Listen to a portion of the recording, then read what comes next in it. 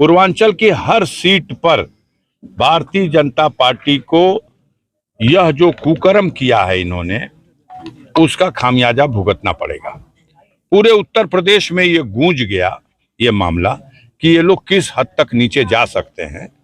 और एक ऐसे परिवार को, जिस परिवार के लोगों ने देश के स्वतंत्रता आंदोलन में योगदान दिया हो, कुर्बानियां दी हो, देश की सीमाओं पर बलिदान दिया हो, उनको किस तरह से पीछा करके झूठे मामलों में फंसा के, और हद हो गई कि जो व्यक्ति 18.5 साल से जेल में बंद है, कई मामलों में सरकार खुद छाती फुलाती है कि हमने बहुत मजबूत पैरवी करके सजा करा दिया, और आज उसको जेल में जहर दे करके खुद उसने अपने जीवित रहते आरोप लगाया, लिखित दिया, अदालत के सामने बयान दिया।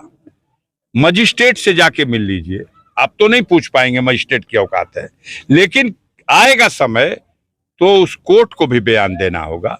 खुद मुख्तार ने कहा है कि मुझे जहर दिया गया है, और इस जहर के असर से अगर मुझे तत्काल गंभीरता से इलाज नहीं कराया गया तो मेरे प्राण चले जाएंगे।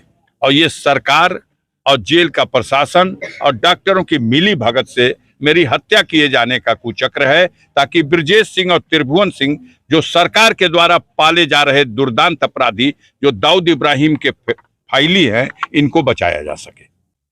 यही परीक्षा की घड़ी है, उनकी औकात की परीक्षा होगी। देखिएगा, गाजीपुर नहीं, पूरे पूर्वांचल की जनता मरमाहत है।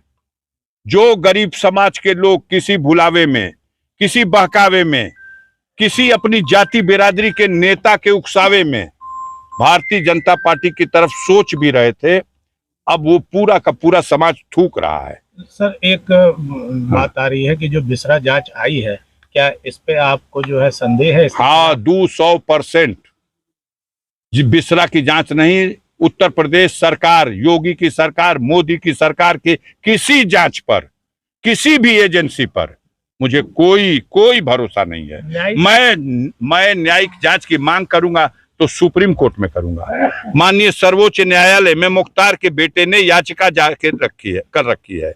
माननीय उच्च न्यायालय इलाहाबाद ने मुख्तार की पत्नी की याचिका पर ऑलरेडी आदेश दे रखा है, और डीजीपी उत्तर प्रदेश को इसकी रिस्पॉन्सिबिलिटी दी है कि मुख्तार के जीवन की रक्षा की जाए।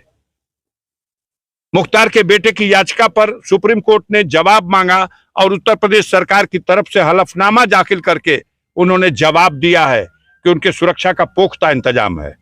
सुप्रीम कोर्ट ने आदेश किया है कि उनके इलाज के लिए माकूल से माकूल प्रबंध किया जाए, समीक्षा करके कोई कमी हो तो वो दूर किया जाए।